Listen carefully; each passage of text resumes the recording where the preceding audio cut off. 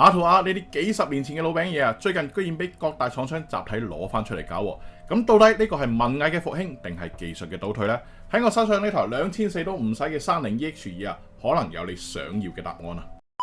！R2R 係一種基於電阻梯形網絡啊，通過電阻嘅交替排列架構咧，去形成出唔同嘅電阻通路，實現電阻嘅分壓，從而去生成呢一個編碼所對應嘅信號曲線，咁去將數字信號轉成模擬信號嘅一種解碼架構。咁佢同常見嘅 DS 解碼架構相比啊，基礎嘅 R2R 解碼架構咧就好似菲林相機咁，佢把聲咧會有更加模擬、更加厚暖、更加寬鬆、更加順滑自然同埋更加有韻味咁嘅天然優勢。同時咧，佢仲兼顧咗聲音嘅密度同埋厚度啊，而且可靠性高，搭建起身咧亦都相對簡單啦。咁而 DS 解碼架構咧就好似數碼相機咁樣，通過超採樣啦、噪聲整形啦同埋數字濾波，去將數字信號轉成呢個高指標嘅模擬信號啊。但係自然寬鬆嘅感覺咧就始終差咁啲意思啦。咁唔通 R2R 就做唔到高指標啦咩？可以，不過要加錢。打個譬如啊，要你喺一定嘅空間入邊啊，去砌出一個場景。咁如果我哋將大嚿嘅積木比喻成1%精度嘅電阻嘅話呢，咁我哋可能只需要用好少嘅積木呢，就可以砌出一個城堡。但係呢個城堡只可以講係一個有輪廓冇細節嘅 VCD 級別啦。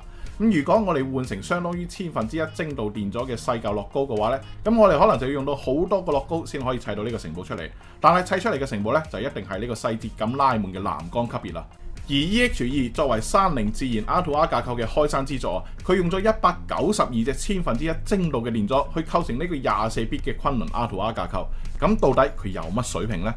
就咁同你講啦，如果用佢嚟聽歌嘅話，佢可以做到既有同價位 DS 解碼架構嘅信息量同埋精度，又有遠超過呢個價位解碼以放嘅厚度、寬鬆、順滑、自然同埋無意感啊，有相當唔錯嘅進深感同埋分離度。咁至於其他參數咯，作為聽感黨嘅我呢，就唔多啱啦。有興趣嘅朋友可以自己上佢哋嘅官網去睇睇。咁作為一台桌面小光炮啊 ，EX2 俾咗我哋完善嘅接口啊，可以滿足 CD、數播、手機同埋電腦嘅接入需求啊，亦都俾咗4.4同埋 RCA 口嘅線路輸出啦，仲有4.4同埋6.35嘅耳機輸出，仲送咗個6.35轉3.5嘅轉接頭啊。可以講呢台嘢放喺台面度咧，都冇乜民用設備係佢接唔到噶啦。而外接電源嘅設計啊，亦都俾咗用戶之後升級線性電源咁嘅選擇啊。咁喺早幾日啊，我喺 set 好 EX2 之後咧，真係好聽到我忍唔住去發咗個朋友圈啊。咁到底我 set 咗啲咩呢？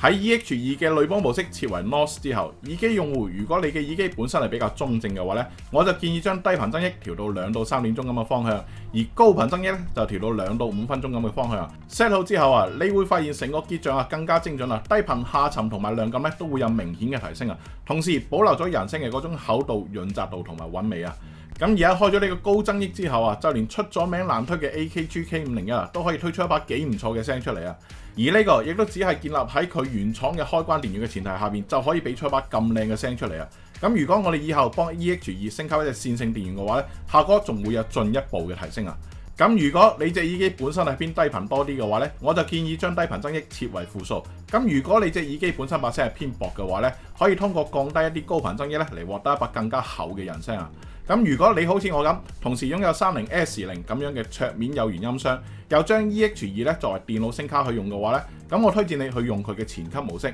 因為 EX2 喺 Line Out 模式嗰陣啊，係唔可以通過 Windows 嘅系統音量啦，同埋 EX2 本身嘅音量旋鈕去調節佢嘅輸出音量嘅。咁而喺前級模式下邊啊，配合 S0 音箱，喺 S0 音箱嘅高低頻增益都係0dB 嘅前提下邊啊，將 EX2 嘅高頻增益咧調到11點鐘左右嘅方向啊。咁無論你係攞嚟睇電影定係攞嚟聽歌咧，都會有個幾唔錯咁嘅效果。咁如果你平時嘅台面空間唔多，又想幫你嘅 CD、數播、電腦或者手機去升級一個價錢唔貴、3頻均衡、聲音寬鬆自然、有足夠嘅推力，而且可以適配大部分耳機同埋有源音箱嘅萬金油型桌面解碼耳放嘅話，呢台30嘅 EX2 咧會係一台值得你一定要揾個機會去親身試一試嘅超級小光炮。好啦，今期節目就到呢度，好物分享，我哋下期再見。